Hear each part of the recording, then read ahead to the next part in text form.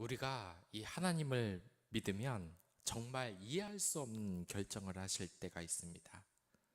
그때 이 하나님께서 우리가 이해할 수 없는 결정 같은 걸 하실 때 여러분들은 어떻게 생각을 하겠습니까? 얼마 전에 이 논란이 되었던 사건이 있습니다. 바로 정인이 사건 같은 경우입니다. 어떻습니까? 우리 주위에 정말 끔찍한 일을 벌이는 사람이 우리 곁에 찾아온다면 말입니다. 용서하지 말아야 한다고 이야기하는 것이 바로 이 세상의 논리인 것입니다. 나쁜 놈은 죽여야 하는 것이고 다시는 믿으면 안 되는 것이라고 말합니다. 우리가 살면서 이런 지혜를 부정하기는 사실상 쉽지는 않은 것 같습니다. 그러나 이 종교적인 믿음은 늘 다른 말을 합니다. 특히 과거 유럽에는 이 기독교가 사람의 가치관에 굉장한 영향을 줬는데 그때 썼던 소설 이 장발장이 생각이 납니다. 이 소설을 보면 어떻습니까? 결국 하고자 하는 말은 사람을 함부로 낙인을 찍어서는 안 된다. 뭐 그런 것이 아니겠습니까? 얘는 그런 일을 저지른 인간이니까 다시는 상종을 하면 안 된다. 변화하지 않을 거라는 그러한 낙인 이론이 얼마나 잘못된 것인지 나타내는 것이 이 소설의 내용이 아니겠습니까? 유명한 래퍼가 이런 말을 한 적이 있습니다. 랩의 가사 중에 네가 뭔데 날 평가해. 저는 참 이 말이 훌륭한 것이라고 생각합니다. 남들에 대해서 제대로 이해하지 못하면서 남을 함부로 평가하고 함부로 낙인 찍고 그 사람의 가능성에 대해서 함부로 말하는 것. 하나님이 이야기하기 전에는 우리는 그 사람을 판단할 수가 없는 겁니다. 우리가 그에 대해서 뭐라고 이야기를 해서도 안 되는 것이라 말입니다. 우리는 정말 다각도로 늘 기도하면서 행동을 해야 합니다. 이것이 정말 기도하는 이유입니다. 우리의 그 생각과 우리의 그 편견으로 사람을 대한다면 얼마나 많은 실수가 일어날 수 있겠습니까?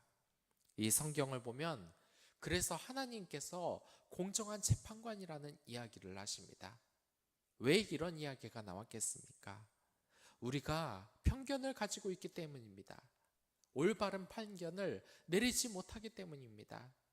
지금에도 인터넷이나 TV를 보면 많은 사람들이 이 개탄스러워합니다. 왜냐? 우리나라 법정이, 세계의 이 법정이 공정한 판결을 내리지 못한다고 이야기를 하는 것입니다. 그 판결이란 인간의 수준에 있어서는 당연히 그럴 수밖에 없는 것입니다. 제가 법무부를 욕하는 것이 아니라 우리 인간인 존재가 원래 그러한 겁니다. 하나님께서만 유일하게 공정한 재판관이 되신다는 것을 우리는 늘 알아야 한다는 것입니다. 이 하나님께서는 우리에게 그렇지 않아도 약간의 지혜는 주셨습니다. 우리가 재판을 시행할 때도 있는데 그때 우리의 편견으로 인하여서 억울한 사람이 생기지 않도록 우리에게 어느 정도 적법할 전차를 이 성경에 써놓은 구절이 있습니다. 그렇기 때문에 우리는 사람을 판단하고 재판을 할 때도 적법한 절차 없이 행해서는 안 되는 것입니다. 그냥 결과를 정해놓고 밀어붙이는 것은 인민재판에서만 있는 것입니다. 얼마나 사람들의 그 사상이 사람들을 불공평의 늪으로 빠뜨리고 마는 것입니까? 그래서 오늘의 성경 이야기가 바로 그렇습니다.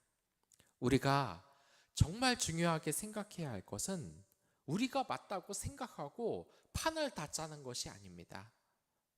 우리가 이렇게 판을 짜는 것이 아니라 일을 시작하기 전에도 일이 계속되는 중에도 마무리까지 우리는 공정한 재판관이신 하나님께 모든 과정을 맡겨드려야만 하는 것입니다.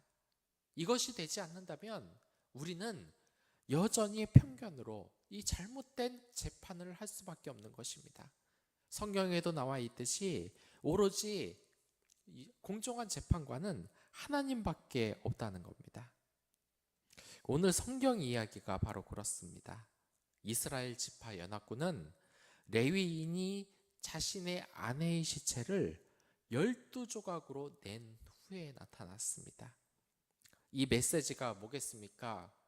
저 베냐민 지파가 나의 아내를 윤관하고 죽였다.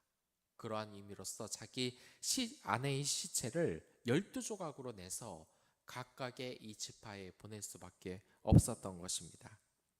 그리고 이들은 이제 베냐민 지파와 전쟁을 선포하게 됩니다. 그러나 여기에서 우리가 봐야 할 것이 있습니다.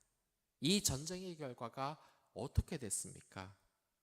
그냥 보기에는 여러분들은 어떠하다고 생각하십니까? 이 이스라엘 지파는 선한 쪽, 레위인은 아내를 윤관해서 죽인 이 레위인의 아내를 윤관해서 죽인 이 베냐민 지파가 악한 쪽이라는 생각이 듭니다. 그러나 여러분들, 우리가 주의해야 될 것이 있습니다.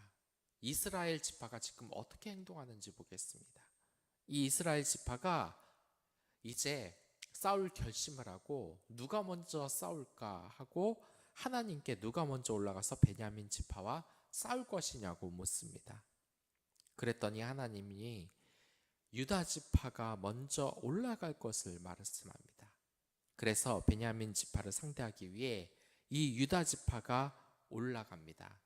아주 자신만만하게 올라가지만 결국 패배하고 맙니다. 그리고 두 번째에도 하나님께 물어서 올라가는데 이 싸움 역시 패배하고 맙니다. 언뜻 보면 정말 이해가 가지 않는 부분입니다. 왜냐? 지금 어느 쪽이 나쁜 쪽입니까?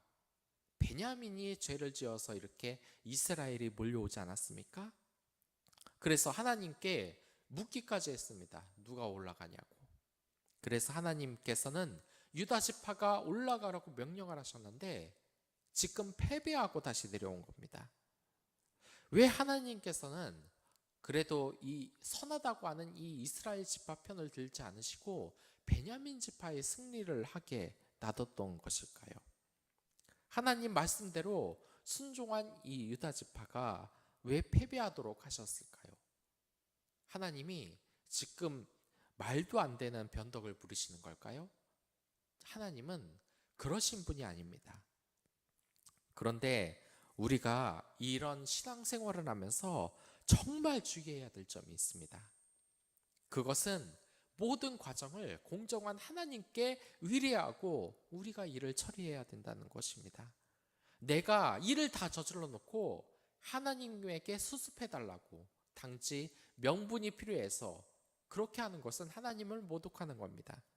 일주일 내내 단 한 번 성경도 보지 않고 이웃을 위해 살아가지 않으면서 주일날 와서 하나님께 이거 해주세요, 저거 해주세요, 이런 소동원 기도는 하나님을 불쾌하게 만드는 것뿐만 아니라 죄인 것입니다. 또한 하나님은 그런 기도를 들어주시지도 않는다는 겁니다.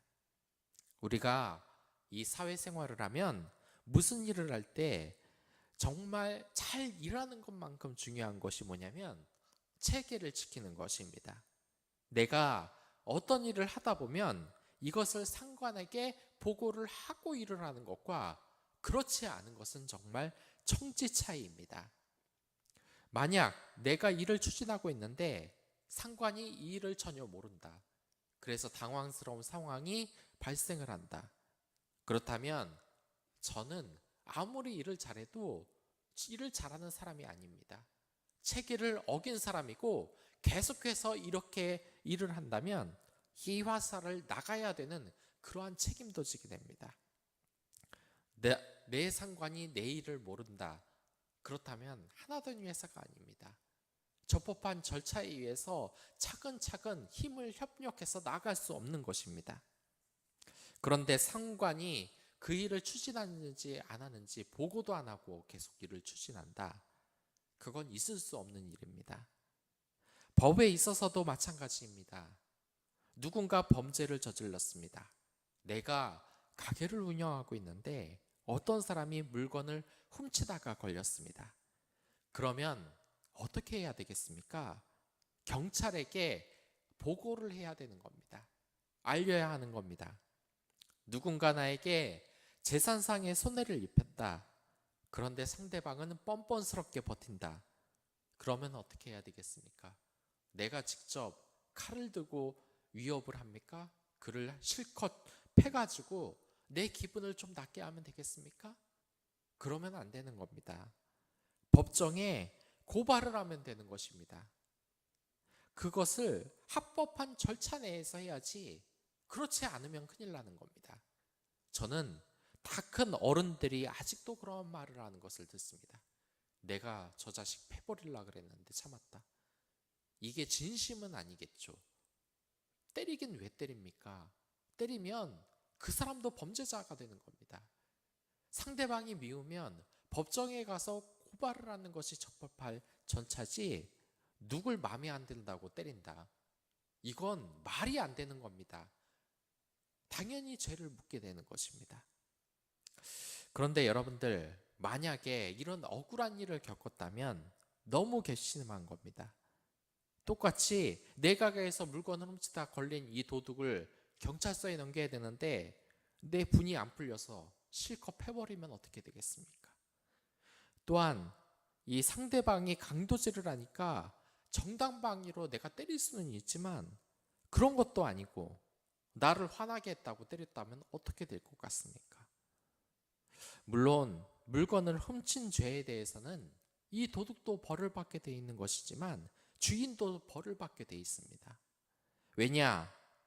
이 경찰이라는 적법한 절차를 거치지 않고 함부로 사람을 때렸기 때문입니다. 벌을 주는 것은 경찰이 할 일이지 자기 자신이 할 일이 아닌 겁니다. 마찬가지입니다. 누가 재산상의 손해를 입혔다. 법정에 가서 재판을 받아야 하는 이 절차를 따라야 되는 거지, 내가 해결했다는 식으로 나서서 때리고 부수고 하면 그것은 안 된다는 겁니다. 똑같이 죄인이 되는 것입니다. 하나님과 우리의 관계도 마찬가지인 것입니다. 우리가 살아가는 데 있어서 문제가 생겼다. 그러면 내가 다 판단하고 이미 다 어떻게 해야 할지 다 판단한 다음에 하나님에게 절차만 준다. 이것은 무례한 것입니다. 생각을 해보십시오. 내가 강도를 잡았는데 이미 강도는 꼭꼭 묶여 있어서 도망도 못 갑니다. 근데 내가 처벌하겠다고 때리고 칼로 위협하고 또한 그 벌로 강제로 우리 가게에서 일을 시키고 이런 거 다 하고 마지막 날에 경찰서에 넘기면 경찰이 뭐라 그러겠습니까? 당신 마음대로 이걸 다 하면 안 된다. 당신도 죄가 있으니 잡아가는 것 아니겠습니까? 지금 이스라엘의 모습을 보십시오. 하나님의 말씀대로 베냐민 지파를 지금 처리를 하고 있습니까? 이미 이들은 하나님께 묻지도 않았습니다. 그리고 베냐민 지파를 치러 갈 준비를 했습니다. 하나님이 적법한 절차를 마련해 준 과정이 있습니다. 원래는 어떻게 해야 됩니까? 이 베냐민 사람의 이야기도 들어봤어야 됩니다. 레위인의 이야기도 들어봤지만 베냐민의 이야기도 들어보고, 그리고 그 현장에 두세 사람의 증인이 있는지 먼저 살펴봐야 됐습니다. 그 말씀이 민수기 15장과 신명기 17장에 나타납니다. 그런데 이들은 일방적으로 레위인의 말만 들었습니다. 물론 레위인이 더 억울한 상황은 맞습니다. 하지만 하나님의 적법한 그 절차는 싸그리 무시해버렸습니다. 그리고 이미 각 지파가 자신의 생각대로 전쟁을 하려고 다 모이고 만 것입니다. 하나님께 전쟁을 해야 됩니까? 라는 그 적법한 절차를 완전히 무시하는 겁니다. 이게 얼마나 큰 죄인지 군대에 가신 분은 아실 겁니다. 이 병사들이 상대방이 날 도발했다. 그래서 상관한테 보고도 안 하고 부대를 이끌어가지고 전부 다 전투 준비를 하고 있다. 이거는 사형감인 것입니다. 지금 이스라엘 지파가 적법한 절차를 내지 않고 전쟁에 나가서 다 전쟁 준비 끝내놓고서 누가 먼저 싸우냐. 만약에 상관이 명령하지도 않았는데 전 부대원이 이미 지금 북한군을 잡기 위해 다 완전구장을 하고 총을 겨누고 이제 따르릉 전화하니까 상관에게 보고를 하는 겁니다. 상관님, 이 전투의 선봉에 누가 서야 되겠습니까? 지금 전쟁에 나간다는 보고 하나도 안 해놓고 누가 선봉에 나가냐고 이렇게 말을 하면은 이 상관이 얼마나 황당하겠습니까? 이게 말이 되는 겁니까? 먼저 어떻게 해야 될지, 우리가 전투를 하러 나가야 될지 말아야 될지 묻는 게 정상입니다.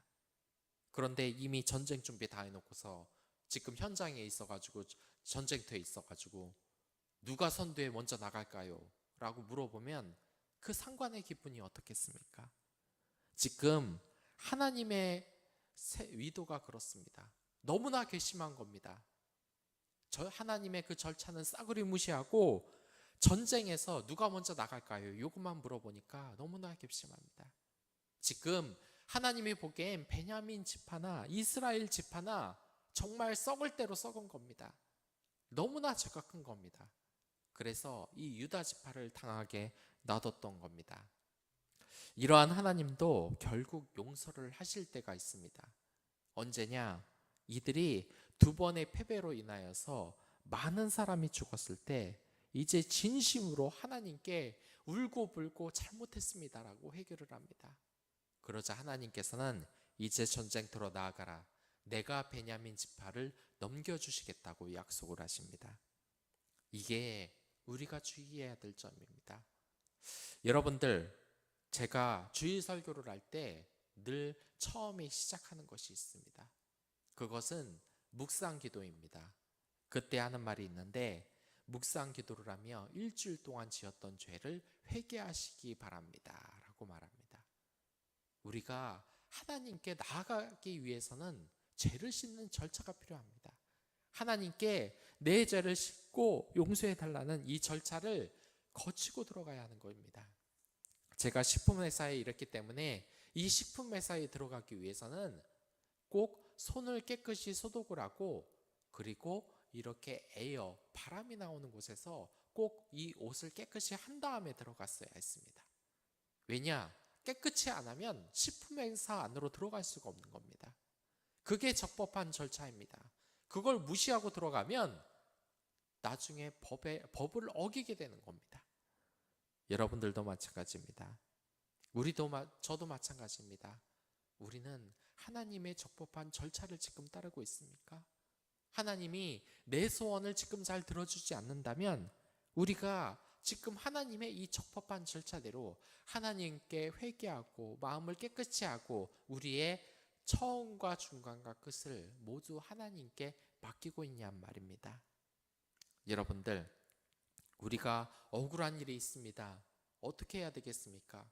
세상의 법정을 먼저 찾아가겠습니까? 물론 급하면 그럴 수도 있겠지만 먼저 하나님께 기도를 하십시오. 먼저 하나님께 묻는 사람이 되어야 하는 것입니다. 이걸 자기가 현명하다고 자기 식대로 푸는다, 그것은 정말 어리석은 것입니다. 오늘도 하나님의 그 말씀을 여러분들 묵상하시기 바랍니다. 설 연휴, 추석 연휴가 시작하되는 이 날에도 늘 하나님의 지혜로 하루를 시작하시기 바랍니다. 하나님께서는 여러분들의 모든 삶에 간섭하시고 싶으십니다. 그러나 함부로 끼어들진 않으십니다. 여러분들의 자유가 귀중하다는 것을 알기 때문입니다. 여러분들의 그 소중한 자유를 내려놓고 하나님께 사랑한다고 나서 보십시오. 우리 하나님 그 말만을 기다릴 겁니다. 우리 하나님 너무 기쁘실 겁니다. 우리가 하나님으로 인해서 기쁨을 가졌던 적이 얼마나 많습니까? 우리 하나님 아버지에게 그 절차를 위례하십시오. 여러분들의 모든 것을 상담하십시오. 길을 물어보십시오. 우리 하나님 답을 제시하실 뿐만 아니라 기뻐하시고 여러분들을 더욱 사랑하실 것입니다. 행복한 추석 연휴 되길 바라며 다 같이 기도하도록 하겠습니다.